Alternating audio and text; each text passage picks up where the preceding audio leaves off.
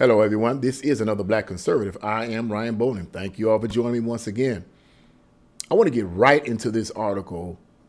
Right into this article about some foolish words that actor Susan Sarandon said in reference to Muslim Americans and Jews. She made a foolish statement that Jews that are suffering persecution in Palestine from Hamas, the extremist radical Muslim terrorist group, is getting a taste of what it's like for Muslims in America. I'm not going to even elaborate on that. We're going to get right into this article because there's a Muslim journalist that responds to her and she whoops Susan Sheridan's in with her words. This just goes to show you, man. This is what bothers me about these liberal celebrities. They have no understanding of history or no understanding of anything practically. But let's get right into this article because this is just crazy. It's just crazy, man. It says left-wing Hollywood star Susan Sheridan is being slammed for comments she made at an anti-Israel rally in New York, where she reportedly said that Jews, quote, are getting a taste of what it feels like to be a Muslim. Unbelievable. Sheridan was seen at an anti-Israel protest in New York's Union Square and Bryant Park on Friday, chanting, quote, from the river to the sea, Palestine will be free, despite it being considered an anti-Semitic slogan, as it suggests the decimation of the world's only Jewish state, according to a report by New York Post. Okay, the Thelma and Louise Star also declared that Jews are now, quote, getting a taste of what it feels like to be a Muslim in the United States. Really, Susan? She says there are a lot of people that are afraid of being Jewish at this time and are getting a taste of what it feels like to be a Muslim in this country, Sheridan said. It's important to listen. It's important to have facts. You don't have to go through the entire history of that region. You just have to show the babies that are dying in incubators. The dead man walking, Star continued before calling for a ceasefire. And that right there is false. That's been proven to be false, or at least raising skepticism for the least. Okay, it at least is raising skepticism. That hasn't been proven to have come from the Israelite army. It hasn't been proven. But anyway, Sharon was quickly slammed on social media. Among her critics was journalist, and I can't pronounce her name, so I'm not going to butcher her name over the videos here, but I'm not going to pronounce her name, but except to say this, she's a journalist who shared a photo of her Muslim family members and informed the stepmom Star what it's like being a Muslim in America. She says, hi there, Susan Sheridan. And I'm going to say this before I go further. This is pretty lengthy, but I'm going to read the entire transcript. I'm going to read her entire transcript because I want you guys to hear what she has to say in response to Susan Sheridan's accusation, okay? It's just she just whips Susan Sheridan. He says, "This is my mom, my dad, and me on the rail trail in Morgantown, West by God, Virginia." I like how she says this. She says, "Let me tell you what it means to be a Muslim in America." The journalist says. She says, now get this. This is pretty heavy. She says, "My dad didn't have to become a second-class indentured servant to one of my dad," let me read it again. "My dad didn't have to become a second-class indentured servant to one of the many tyrants of Muslim countries that used immigrants from India, like my family, as essential slaves," she continued. "In 1975, after getting his PhD at Rutgers, he was about to go to Libya, a Muslim country, led by a Muslim, to work like a servant with a PhD for a wealthy dictator. But then the phone rang one day and I picked it up." So let's listen to what she's saying. It is powerful. She's led by a Muslim to work like a servant with a PhD for a wealthy dictator. So you just get this education, but you're going to be working for a dictator. You're not going to be working for yourself. You're working for the government, right? It's crazy. It was West Virginia University calling, and my dad got a job as an assistant professor of nutrition. The journalist said he got rejected first for tenure, but being Muslim in America meant he got a right like everybody got, his right to appeal. And guess what? He won and became a full professor. Only in America. Okay. That's what it means to be a Muslim in America. These are her words, okay? Now, that part only in America was for me, but these are her words here. That's what it means to be a Muslim in America. You get your full rights. She says, the journalist goes on to say, Dr. I can't pronounce the name of this individual, has wished for his family in the Muslim nation of Syria, where a Muslim dictator destroys the lives of Muslims, the journalist declared. The journalist continued with her story, and listen to this. My mom, being a Muslim in America, meant she got to live free, okay, free, capital words here, with the wind in her hair, like, I can't pronounce this word, Alinejadmash. So if you always do know how to pronounce that word, I'm not going to butcher that. Out of respect. Said these type of people fights for women in the Muslim nation of Iran to be able to enjoy. And what did living free mean for my mom as a Muslim in America? Excuse me. It meant in 1981, she got to start a business on High Street in downtown Morgantown called Ann's International. That is something that MISS9AFI wished women could have had the right to do in the Muslim nation of Saudi Arabia. So clearly this seems to be some type of groups that are trying to fight for women's rights in these nations, but they're not getting them. But guess what? That entrepreneurship and financial independence is denied Muslim women in so many Muslim countries. These are her words. That summer, my mom started her business. I got on a plane at Pittsburgh Airport of Oklahoma, and I went away from home at 16 for a National Science Foundation camp without a male, a right denied Muslim women and girls in Saudi for so long. In another, quote, taste of being Muslim in America, my family got a pathway to citizenship. You think the Muslim dictatorship of Qatar allows a pathway to citizenship for Muslim slaves, servants, or Palestinian Muslims? Hell no. These are her words. The Muslim family, I can pronounce the word, Althani. The Muslim, as I said, family just buys citizenship for Muslim soccer stars from countries in Africa to steal World Cup wins. But otherwise, it treats non-Qatari Muslims like slaves. America?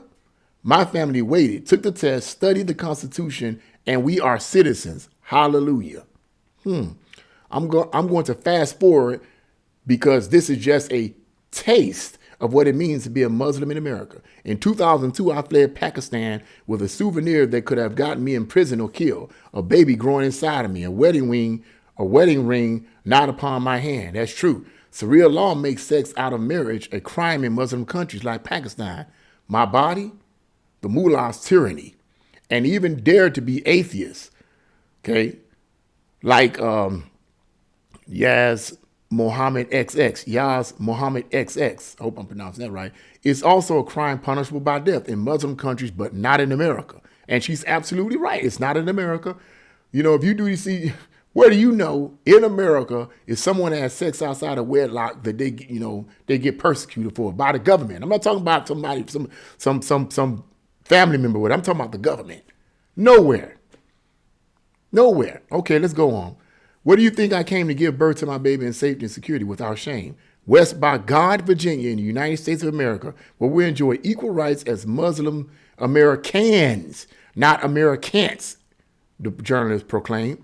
This is a taste of life for a Muslim family in America, she added. Please don't minimize the experience of Jewish Americans by sanitizing the hell that is for Muslims living in Muslim countries and vilifying America for the life and freedoms she offers Muslims like my family. Go live like a Muslim woman in a Muslim country. Ha ha! Journalist concluded by stating, you will come back to America and kiss the land beneath your feet. Wow. And that's about it right there. You know, that's all I'm going to read right there. I know it was pretty lengthy, but I wanted you guys to hear exactly what she had to say about Susan Sheridan's foolish remark. Because Susan Sheridan, like a lot of these leftist celebrities, have no idea about anything, actually. When it comes to politics, when it comes to economics, they have no idea. No education, no information, no idea. It bothers me that these liberal, and I'm not just talking about the politicians, I'm talking about the celebrities. It bothers me and disturbs me that a lot of these liberal celebrities, these leftist celebrities who are totally uninformed, okay, would make these kind of statements about the country that they live in. It kills me that they're always trying to feel like they're representing someone else. They're not representing Muslims in America. Susan Sheridan, you are not representing Muslims in America. I know this from personal experience in terms of dealing with Muslims on a one-on-one basis, in terms of their migration to America. Why do I say that? Because I worked alongside one who was an actual Arab American, Arab Muslim, or Muslim Arab. I hope I'm not doing it wrong. He was an Arab, but he was Muslim. He came from a Muslim country. I forget which one. And I worked alongside him for at least 3 years before he left to get another job. And he would share with me the reasons why him and his family and all of his extended family came to America. And he would tell me, man, he would sometimes talk about the immorality that's here in America, but that's a whole nother story in and of itself.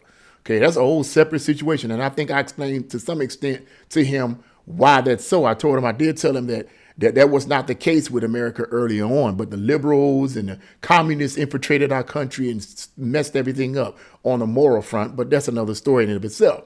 But he began to share with me how that himself, his family, immediate family, and his extended family came to America for the freedom, not the freedom of religion, but the freedom to be entrepreneurs, the freedom to gain an education. He said that's what we came here for. If you look at the bigger picture, most Muslims, if not all, migrate to America because of the freedoms that we have in America. If they want to be an entrepreneur, they have a better chance of being one for themselves and not the government. In a country where it's run by a Sharia law, if you decide to become a entrepreneur, whatever, it's going to have to be for the state. It's going to have to be for the government. You working for them and not yourself. In America, you working for yourself. Okay, about the only thing that you're going to pay to the government is taxes, but it's for you and your family. And he was telling me, he was expressing to me the freedom that America gave him and his immediate family and his extended family when they migrated here. And like I said, most Muslims that come here, those are the reasons why they come here. If someone messes up or commits a sin or whatever, they don't have to worry about being beheaded and stoned for it. You don't get that here in America. It may be immoral. You may have sinned, okay, against Allah. You may have, but you don't have to worry about somebody cutting your head off or stoning you to death like it would be in one of those countries. That's part of the reason why they come here. Part of the reason why they come here is because they want to be entrepreneurs for themselves. And as that Muslim journalist stated, Susan Sheridan don't know what she's talking about. As with a lot of these leftist celebrities, they spew out a lot of stuff that they have no idea with. And I like what this Muslim journalist said. She said, why don't you go to one of these countries and live as a Muslim woman? Go to one of them. Since you're sitting up here saying America is so oppressive to Muslims and all this kind of stuff, and go to one of those countries. It amazes me how these liberal celebrities spit out all this nonsense. It really does amaze me. Are they that brainwashed? Are they that blind to their own country that more than likely they were born in? And you know what kills me? Most of them, here's the part that gets me. No offense, but I'm just going to be real with you. Most of the celebrities that I'm seeing that say this kind of stuff is white celebrities. Whites. You don't even know your own country. You don't even know the founders of your own country. Okay, it's amazing to me where the left always hollers white privilege, white privilege, white privilege, white, right? Well, here's the problem with that philosophy. If It's all about white privilege. And you, because you're white, you get all these benefits and so forth simply because you're white. Then Susan Sharon, why didn't you apply that to yourself? Ain't white privilege, right? You know, but no, America is so oppressive to everybody. It's oppressive to Muslim women, and it's oppressive to, really? Is it? Give some examples of how America has been oppressive for the most part to any of these other groups that migrate here to America. Now, I know somebody might be arguing, well, you know, it happened with the Japanese back in then, but that's another story in and of itself, and I'm not going to get into here. I'm talking about for the most part. That was under certain circumstances that happened that gave rise to that, okay? But that wasn't the foundation, okay? That wasn't. You have to understand the context behind that. So I know somebody might argue that, but you have to understand the context behind that. Now I'm not talking about, when I say I'm not talking about black people and slavery and all that. I know somebody think, well, what about the black slaves? I'm not talking about that. I'm talking about people who migrate to America, Muslims in particular, and other countries and nationalities who migrate here to America. Okay, they migrate to America because of the freedoms that America gives. That's why they migrate here. They want to be an entrepreneur, they can be an entrepreneur. They want to be a doctor, they can be a doctor. They want to be a lawyer, they can be a lawyer and not have to worry about the government infringing on everything that they do. If they mess up and make a mistake, they don't have to worry about somebody, you know, the government mandating that they get stoned to death or they don't have to worry about that. Okay, so far, America have not merged into that so far. Now I'm going to end the video on this. If we don't wake up, we will become a dictatorship. If we keep voting for these politicians that want to bring about these kind of policies in our government, these restrictive policies in our government with this big government expansion of government, if we keep voting for these kind of people, we will have a dictatorship. We're going to wake up one day and won't have any rights. No rights for entrepreneurship, no rights to worship. If you're a religious person, you're not going to be able to worship like you want to worship. Your worship is going to have to be organized to reflect the communist government that this country is going to end up becoming. You're going to have to submit all your sermons. The pastor and the leaders are going to have to submit all their sermons to the government. Businesses, you can forget about entrepreneurship. Any business you do have, it's going to be totally controlled by the government. Is that what you want? Then we need to stop voting for these communists and socialists, okay? That's what's going to end up happening. But right now, we haven't gotten there. We still have our freedoms. And because of this Muslim journalist whooped Susan Sharon's in. And she should have. She should have, because Susan Sharon don't know what she's talking about. Although I admire her as an actor, she don't know what she's talking about. So I just wanted to bring that out. What do you guys think about this? Leave your comments in the comment section below. Like, share, and subscribe to my channel. God bless you all. See you again.